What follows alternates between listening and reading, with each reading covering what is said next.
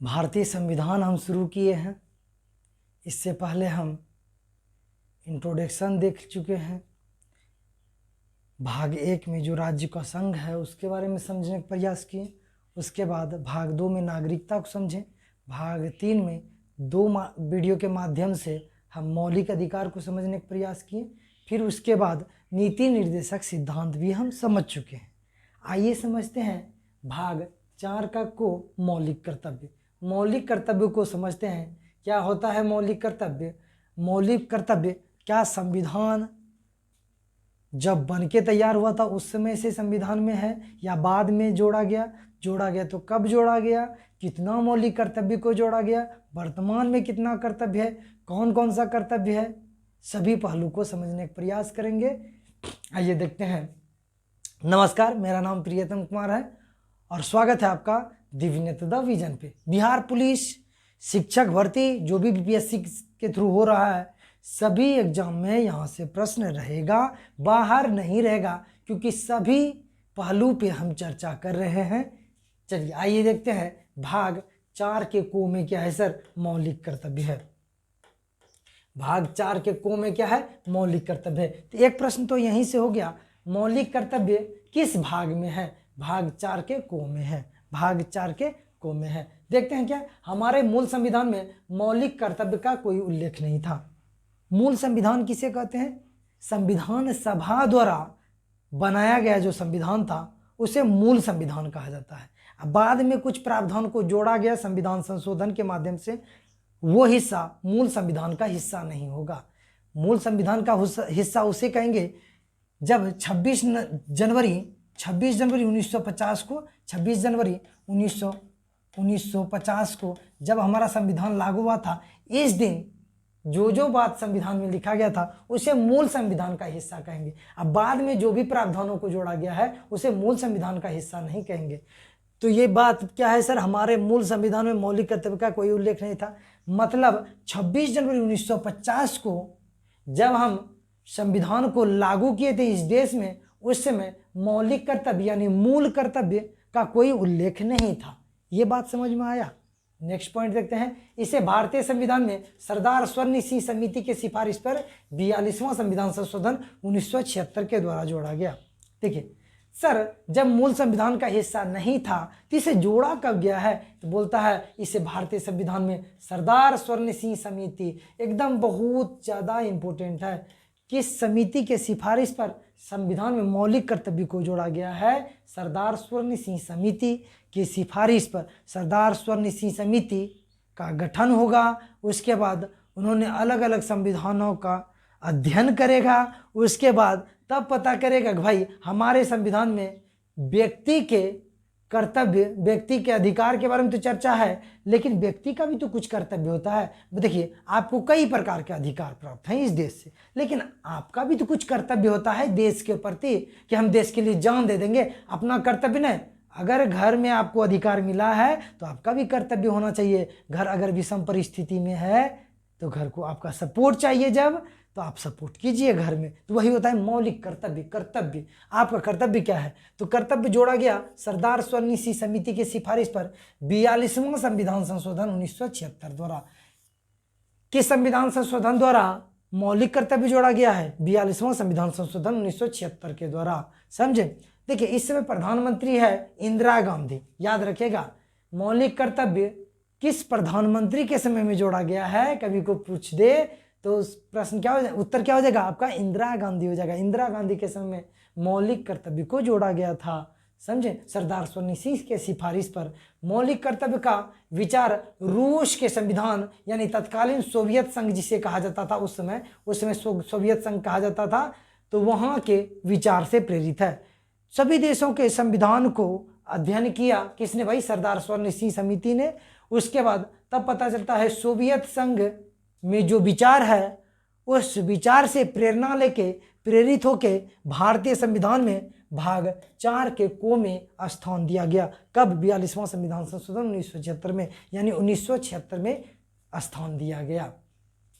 जब हमारा संविधान लागू हुआ था उस समय, मतलब जब संविधान नहीं, संविधान लागू नहीं, जब मौलिक कर्तव्य को लागू किया गया था, जब मौलिक कर्तव्य यानी 1976 में जब लागू किया गया था, उस समय 10 मूल कर्तव्य को जोड़ा गया था। कितना मूल कर्तव्य को जोड़ा गया था? 10 मूल कर्तव्य को जोड़ा गया था। लेकिन वर्तमान में 10 ही नहीं है, वर्तमान में एक और जोड़ा गया है।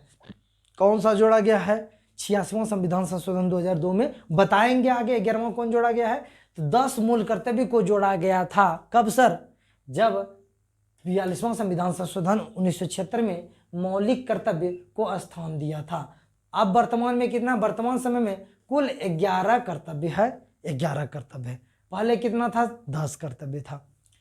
एक बात बता देते हैं, भाग 4 के को में तो मौलिक कर्तव्य है, लेकिन अनुच्छेद यहाँ पे नहीं मेंशन है, तो अनुच्छेद 51 का को में वर्णित है। 51 के को में वर्णित है। अगर किसी मौलिक कर्तव्य का उल्लंघन होता है तो 4 के को में ना जी, अगर कोई मौलिक कर्तव्य का पालन नहीं करता है, कर्तव्य का पालन नहीं करवाता है, तो ऐसे व्यक्ति के खिलाफ हम केस नहीं कर सकते हैं। समझे? जैसे आप सिंपल बात में समझिए कि आपका मम्मी पापा पढ़ा लिखा के इतना योग्य बना दिया, फिर आपका क्या कर्तव्य बनता है? कर्तव्य बनता है कि बुढ़ापे में उनका सहारा बने। लेकिन आप बुढ़ापे में सहारा नहीं बनता है। बहुत सारा बच्चा मम्मी पापा को छोड़ देता है, तो क्या मम्मी पापा केस कर देता है? केस नहीं करता है। वही बात है, कर्तव्य पालन करना चाहिए। ये नीति निर्देशक सिद्धांत के ही भाग में है, भाग 4 के को में है। समझे? वाद योग्य नहीं है मौलिक कर्तव्य, केस नहीं कर सकते हैं अगर मौलिक कर्तव्य का उल्लंघन होता है। तो ये बात भी याद होना चाहिए। यहाँ पे बोले कौन कौन बात, किस भाग में है? 4 के को में है। किस अनुच्छेद में? 51 के को में है। कब जोड़ा गया? 1976 में जोड़ा गया। किस संविधान संशोधन में जोड़ा गया? 42वां संविधान संशोधन में जोड़ा गया। किस समिति के सिफारिश पर जोड़ा गया? सरदार सरोवर समिति के सिफारिश पे जोड़ा गया। किस संविधान से प्रेरित है? तो रूस के संविधान यानी तत्कालीन सोवियत संघ के संविधान से प्रेरित है। जब संविधान लागू हुआ था उस समय कितना कर्तव्य था? 10 कर्तव्य था। वर्तमान में कितना कर्तव्य है? 11 कर्तव्य है। यही तो पूछे, एक एक प्रश्न उड़ जाएगा धर के, अगर ढंग से सुन दीजिएगा। 11 कर्तव्य आइए देखते हैं। कर्तव्य आपको यहीं याद हो जाएगा। देखिए, आपका कर्तव्य बनता है, देश के प्रति आपका कर्तव्य क्या है? रटेंगे बैठ के नहीं, ये सब तो समझ लेंगे तो हो जाएगा। क्या है भाई कर्तव्य? क्या है? देखिए, कर्तव्य क्या है भाई? संविधान का पालन करें। सबको संविधान का पालन करना चाहिए। देखिए, जो संविधान का पालन नहीं करता है, बोलता है कि संविधान का उल्लंघन कर रहा है, तुम संविधान का उल्लंघन कर रहा है, बोलते हैं ना आप लोग। तो वही बात है, प्रत्येक व्यक्ति का कर्तव्य होगा संविधान का पालन करे, उसके आदर्शों के, जो संविधान में लिखा गया है उसके आदर्शों, संस्थाओं, राष्ट्रध्वज एवं राष्ट्रीय गान का आदर करें। क्या क्या करें सर? उसके आदर्शों को, संविधान में जो जो बात लिखा है उधर उसके आदर्शों को पालन करें। उधर उसके आदर्शों का क्या करें? पालन करें। संस्था, जो भी संस्था है उसका आदर करें। राष्ट्र ध्वज का आदर करें, जो राष्ट्रीय ध्वज है तिरंगा, तिरंगा का आदर करना चाहिए। देखिए, तिरंगा जहाँ फहर रहा होता है लोग रुक जाते हैं सलामी देने के लिए। समझे? तो ये बात होता है। राष्ट्रीय गान का आदर करें। कहीं राष्ट्रीय गान बज जाता है जन गण मन, लोग खड़े हो जाते हैं। राष्ट्र हित के सम्मान में, राष्ट्र के सम्मान में कर्तव्य बनता है आपका कि आप कहीं भी खड़े हैं तो अगर कहीं राष्ट्रीय गान बज जाए तो आप खड़े हो जाएं सम्मान के लिए, क्योंकि देश का अभिमान है वो, गौरव है वो।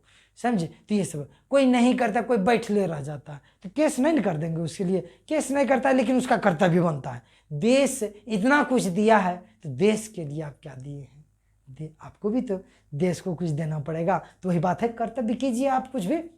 तो राष्ट्रीय गान का आदर करें। इसको रटेंगे बैठ के नहीं, समझ में आ गया सर? संविधान का आदर्श मानेंगे, राष्ट्रध्वज राष्ट्रगान का आदर करेंगे सर। दूसरा बात क्या है? स्वतंत्रता के लिए राष्ट्रीय आंदोलन को प्रेरित करने वाले उच्च आदर्शों को हृदय में संजोए रखेंगे। जो राष्ट्रीय स्वतंत्रता आंदोलन में जो जो लोग शहीद हो गए या फिर जो जो स्वतंत्रता आंदोलन में भाग लिए थे उसके आदर्शों को पालन करेंगे। जैसे कुछ भी करते हैं, आज नारा लगाते हैं, उन व्यक्तियों का नारा लगाते हैं जो शहीद हो गए या फिर देश के लिए ही जीवन भर संघर्ष करते हैं। जैसे सरदार भगत सिंह, जैसे अशफाक उल्लाह खान, जैसे चंद्रशेखर आज़ाद, जैसे सुभाष चंद्र बोस, जैसे महात्मा गांधी, जैसे जवाहरलाल नेहरू। बहुत लोग हैं देश के प्रति, जैसे संविधान के प्रति B R Ambedkar, B N Rao, ये सब व्यक्ति संविधान के निर्माण में महत्वपूर्ण भूमिका निभाए थे, देश के कल्याण में। तो इनके आदर्शों को क्या करें, माने, समझे। तो ये बात इनका, वो जो बोलते हैं प्रेरित करने वाले उच्च आदर्श, जो उनका उच्च आदर्श है उसको दिल में संजोए रखें, समझे। दिल में संजोने से क्या होता है कि हम भूलेंगे नहीं किस कठिनाई के समय में वो अंग्रेज से लोहा लिया था वो लोग, तो हम इस बात को नहीं भूलेंगे। बेकार बहुत लोग, कभी नेहरू को कोई कोसता है तो कोई किसी को कोसता है, कोई व्यर्थ बात है वो सब कोसना, किसी को कोस के कोई फायदा नहीं है। सभी लोग देश की आज़ादी में अपना जीवन समर्पित कर दिए थे। आज के डेट में आपको एक कार्य दे देंगे ना, आपसे शायद नहीं होगा, एकदम नहीं होगा, तो आपका सोचिए, वो लोग जीवन भर देश के लिए समर्पित हो गया, आपसे एक काम नहीं हो रहा है। घर में बोल देंगे मम्मी पापा के पैर डेली दबाइए, तो वो भी नहीं होगा, समझे। जो देश के लिए जीवन भर लड़ा है और उसके लिए अभी खोट रहा है, खोट निकाल रहा है, ये सब बात अलग है। तीसरा भाई कौन कर्तव्य है, भारत की संप्रभुता, भारत की संप्रभुता, एकता और अखंडता की रक्षा करें तथा उसे क्या बनाए, अक्षुण्ण बनाए रखें। क्या है सर, संप्रभुता, एकता, अखंडता, भारत का एकता अखंडता है, समझे। एकता अखंडता को खंडित नहीं होने दे, ये नहीं कि भड़काऊ भाषण दे दिए, दो गुट को लड़ा दिए। एकता है ना, जो भारत विविधताओं का देश है, बहुत सारे धर्म संप्रदाय के लोग रहते हैं, फिर भी मिलजुल के रहते हैं। आए दिनों खबर सुनते हैं कि जैसे आज के डेट में वीडियो हम आपको पोस्ट कर रहे हैं, आज 12 मई शायद है ना, 12 अप्रैल, मई, जून होगा, 12 जून है शायद, समझे, मई या जून है, कंफर्म नहीं है 23 है, 2023 है, देखिए मई या जून कन्फ्यूजन हो गया, समझे, 2023 है। तो इधर एक न्यूज वायरल हो रहा है कि झारखंड का एक कुआं है, उस कुएं से पानी कुछ जाति जो सो कॉल्ड निचला जाति कहा जाता है, उसे पानी भरने नहीं दिया जाता है। तो किस बात का है भाई घमंड, ये सब नहीं होना चाहिए समाज में। एकता अखंडता क्या हो गया, खंडित हो गया, संप्रभुता का खंडन हो गया, समझे। तो ऐसा क्या नहीं होना चाहिए, एकता अखंडता को बनाए रखें, इसे अक्षुण्ण बनाए रखें, इसकी रक्षा करें। जब रक्षा करने की बात आए ना, एकता अखंडता के लिए अपनी जान दे दें, लेकिन एकता को बिगड़ने नहीं दें। तो ये सब बात है, रटेंगे कुछ, आपका कर्तव्य होता है इस देश के लिए आप दे क्या रहें, इस देश को दे क्या रहें, वो सब बात है। चौथा कर्तव्य क्या है, देश की रक्षा करें। देश की क्या करें, रक्षा करें, देश की रक्षा करें। और क्या है सर, आह्वान किए जाने पर, मतलब बुलाए जाने पर राष्ट्र की सेवा करें, देश की रक्षा करें। देश की रक्षा करें तात्पर्य हो गया कि देखिए, देश में जहाँ पे भी कष्ट हो तो देश की रक्षा करें हमेशा आप। अगर आप देश की रक्षा नहीं कर रहे हैं उस समय, अगर आह्वान करने पर यानी बुलाए जाने पर कि आओ जी, अब क्या हो रहा है, देश पे संकट की घड़ी आ चुकी है, विदेशी आक्रमण हो चुका है भारत में, तो आप आह्वान करने पर, बुलाए जाने पर राष्ट्र की सेवा के लिए तुरंत खड़ा हो जाए, आइए हम जाते हैं इंडियन आर्मी में। तो ये होना चाहिए जज्बा, समझे। तो ये सब में जज्बा होता है, बहुत में जज्बा होता है, और हमको लगता है सभी लोगों में जज्बा होता है। देश में जितने भी लोग हैं, भले अपने में लड़ झगड़ लेगा, अलग बात है, जहाँ भारत की बात आएगी ना, सर कटाने के लिए लोग तैयार होंगे। चौथा कर्तव्य समझ में आया, देश की रक्षा करें और देश सेवा में बुलाए जाने पर तुरंत हाजिर हो जाए। हाँ, पेमेंट की बात उसमें नहीं करेंगे, हम पहले युद्ध की बात करेंगे। अगर युद्ध हो रहा है तो हम उसमें शिरकत होने की बात करेंगे, समझते, ये सब बात है। पांचवा कर्तव्य देखते हैं, आइए पांचवा कर्तव्य देखते हैं। पांचवा कर्तव्य क्या कहता है सर, भारत के सभी लोगों में समरसता, समरसता मतलब भाईचारा ना जी, समरसता, समान भ्रातृत्व, समान भातृत्व मतलब भाईचारा की भावना, भ्रातृत्व की भावना का निर्माण करें। धर्म के आधार पे, भाषा के आधार पे, वो प्रदेश या वर्ग के पे आधारित सभी प्रकार के भेदभाव से परे रहें, मतलब दूर रहें उसके। ये नहीं कि धर्म के आधार पे, आज के डेट में तो कभी कभी हम देखते हैं न्यूज, तो हमेशा एक धर्म दूसरे धर्म को नीचा दिखाने के चक्कर में, उससे कोई फायदा होगा, देश की एकता अखंडता खंडित होता है उससे, समझे। आज के डेट में न्यूज चैनल में ही होता है, सभी न्यूज चैनल, किसका नाम ले ले हम, सभ्य की स्थिति लगभग एक के तरह है, चोर दूसरे चोर को, लेकिन सभी चोर, ना। तो यही सब बात है।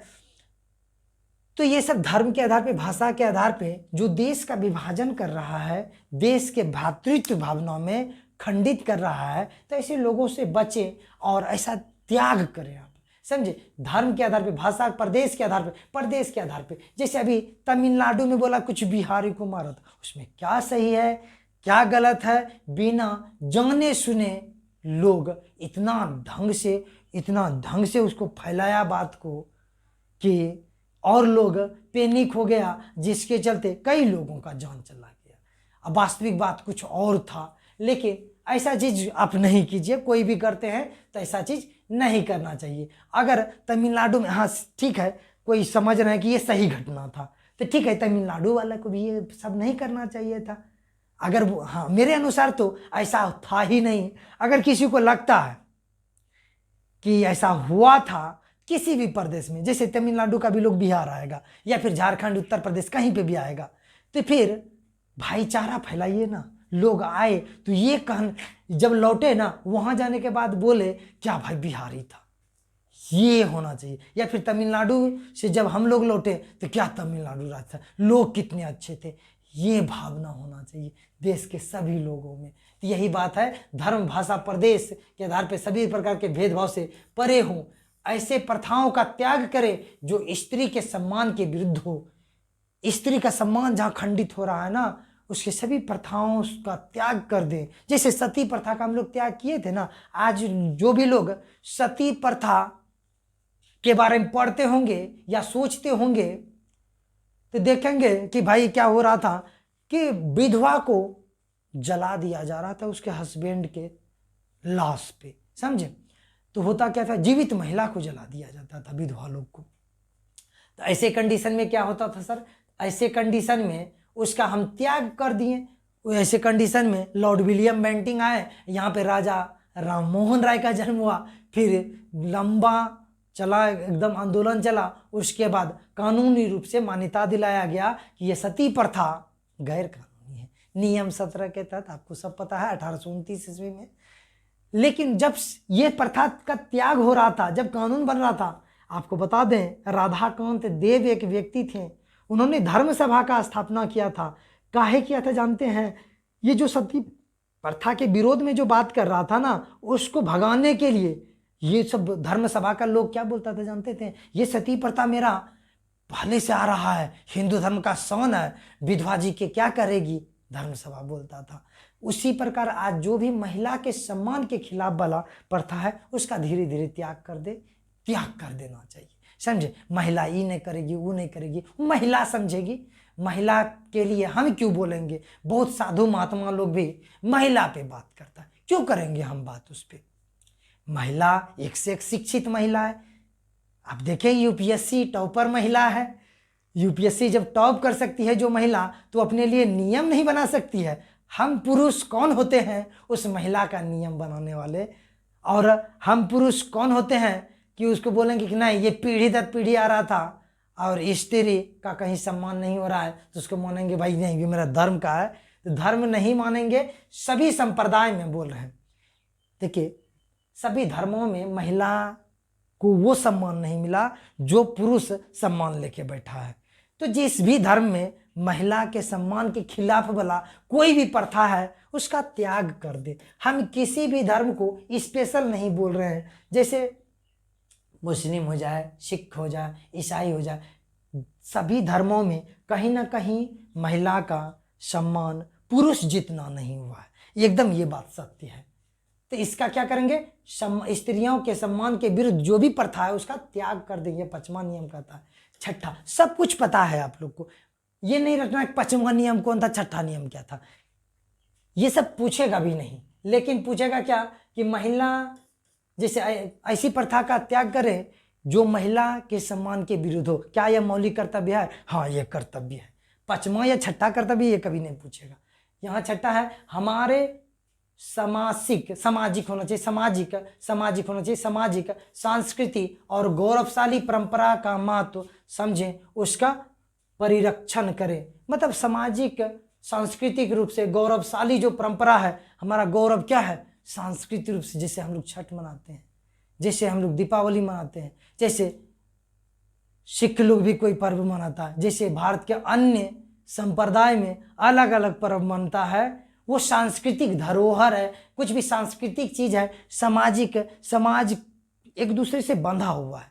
समाज एक दूसरे से बंधता तब है जब कोई फेस्टिवल होता है और सब एक दूसरे से बंध जाता है। अकेले कोई पर्व त्योहार मनाता है, देखते हैं सब कुछ मिल के मनाता है। तो ये क्या वो बोल रहा है, हमारे सामाजिक, सांस्कृतिक और गौरवशाली परंपरा जो है पीढ़ी दर पीढ़ी आ रही है, जो अच्छा परंपरा है। ये नहीं, ऐसी परंपरा नहीं जिसमें स्त्री का सम्मान नहीं हो रहा, ऐसी परंपरा जिससे हमारा गौरव हो, विश्व में हमारा नाम हो, समझे। ऐसी परंपरा के महत्व को समझे हम लोग महत्व को समझे। ये हमारा परंपरा है और उसका क्या करें, परिरक्षण करें, मतलब रक्षा भी करना है ऐसे परंपराओं को। आज के डेट में देखते हैं बच्चा बुतरू को कोई संस्कार नहीं है। बहुत सारे बच्चा को लोग शहर में चला जाता, अलग रहता है, दादा दादी के प्रति कोई संस्कार नहीं है। होली मनाता है, बस हमको नहीं रंग दो, हमको नहीं रंग। हम लोग बच्चा में देखते थे दिन भर 2 दिन पहले से रंग खेल रहे हैं। क्या बच्चा टोला मोहल्ला बच्चा का माहौल हुआ करता था, जो हमारे समय के होंगे या फिर आज से 15 साल 20 साल पहले के बच्चे होंगे, सब लोग क्या मस्ती कर। दीपावली आया नहीं है, 15 दिन से बम पटाखी फूट रहा है।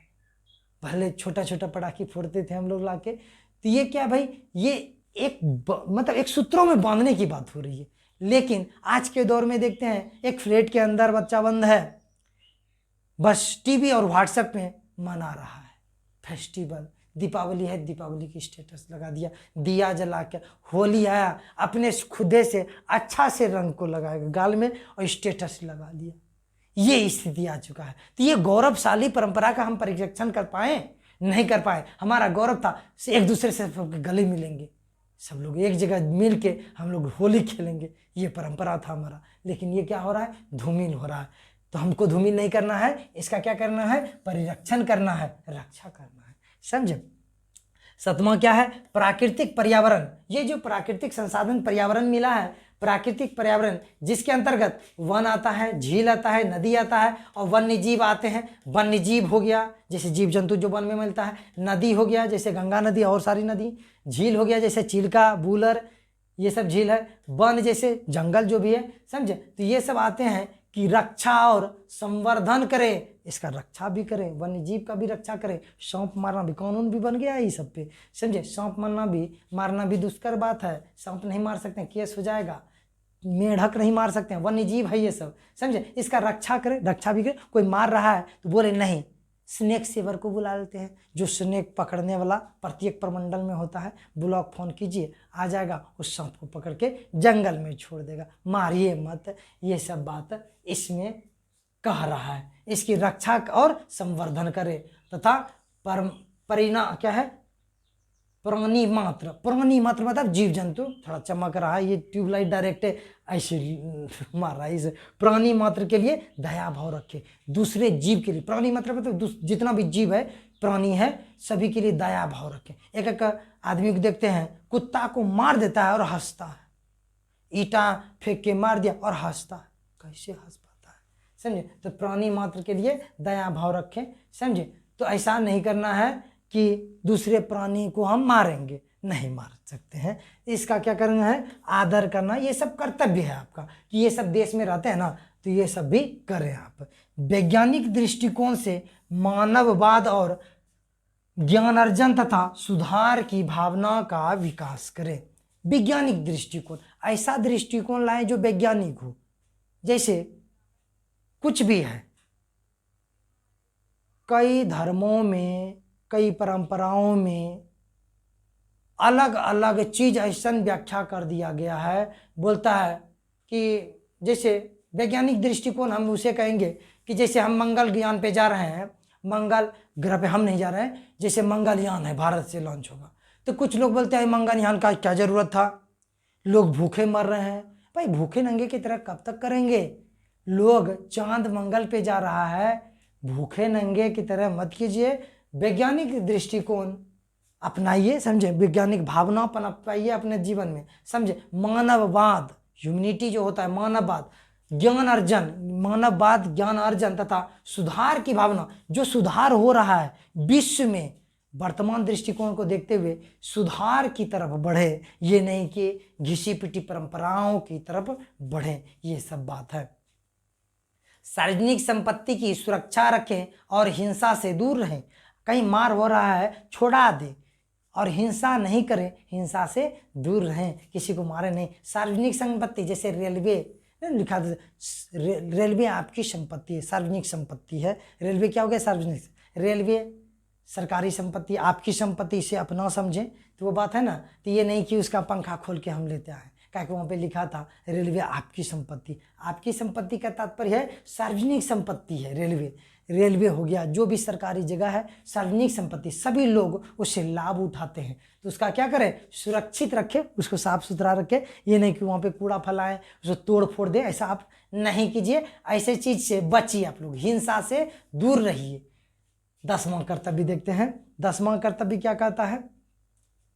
10वां कर्तव्य कहता है व्यक्तिगत और सामूहिक गतिविधियों के सभी क्षेत्रों में उत्कर्ष की ओर बढ़ने का सतत प्रयास करें, जिससे राष्ट्र प्रगति और निरंतर बढ़ते हुए उपलब्धि की नई ऊंचाइयों को प्राप्त किया जा सके। राष्ट्र की सेवा में आगे बढ़े, प्रगति की बात हो रही। व्यक्तिगत और सामूहिक गतिविधियों के सभी क्षेत्रों के उत्कर्ष मतलब वृद्धि, उत्कर्ष मतलब विस्तार, समझे? उत्कर्ष की ओर बढ़ने की सतत प्रयास, समझे? एकदम परत बाय परत उसका क्या करें? विस्तार करें, आगे बढ़े। आगे बढ़ने की बात हो रही है, जिससे राष्ट्र प्रगति की ओर निरंतर बढ़ते रहे। आप प्रगति करेंगे तो राष्ट्र प्रगति करेगा। एक आदमी अगर अमीर हो जाएगा देश में, तो सभी लोग अमीर हो जाएगा, देश अमीर हो जाएगा। वही बात है, यहाँ पे निरंतर बढ़ते रहें, उपलब्धि, नई ऊंचाइयां प्राप्त किया जा सके। 11वां कर्तव्य बाद में जोड़ा गया। पहले 10 कर्तव्य जोड़ा गया था, वर्तमान 11 कर्तव्य है। इसे कब जोड़ा गया है? 86वां संविधान संशोधन 2002 में। इसमें क्या था सर? 6 से 14 वर्ष की आयु के बीच, 6 से 14 वर्ष की आयु के बीच के अपने बच्चों को, समझे, अपने बच्चों को शिक्षा के अवसर प्रदान करना। मतलब प्रत्येक माता पिता, इसको ऐसे समझते हैं, प्रत्येक माता पिता का यह कर्तव्य होगा कि वो अपने 6 से 14 वर्ष के बच्चे को क्या भेजें? स्कूल भेजें, उसमें शिक्षा दें। क्योंकि अनुच्छेद 21 का ए में मौलिक अधिकार में दे दिया गया 6 से 14 वर्ष के सभी बच्चों को सरकार निःशुल्क एवं अनिवार्य शिक्षा देगी। तो माता पिता को कर्तव्य दे दिया कि सरकार के बोलने से होगा, आप भी स्कूल भेजिएगा तब ना जी। तो स्कूल, प्रत्येक माता पिता का यह कर्तव्य होगा कि वो अपने बच्चों को स्कूल भेजे। कब जोड़ा गया है? 2002 में। कब? किस संविधान संशोधन में? 86वां संविधान संशोधन में। कैसा लगा आज का सेशन? मजा आया? और मिलते हैं इसी उत्साह उमंग के साथ। बिहार पुलिस हो जाए या बीपीएससी का जो टीचर वाला चल रहा है एग्जाम आएगा, या फिर दरोगा या सचिवालय सहायक, जिस भी एग्जाम में आप बैठेंगे ना, जितना पॉलिटी ये सीरीज चल रहा है, सभी एग्जाम में आपको लाभ मिलेगा। फिर मिलते हैं इसी उत्साह उमंग के साथ। तब तक के लिए जय हिंद, जय भारत, बाय।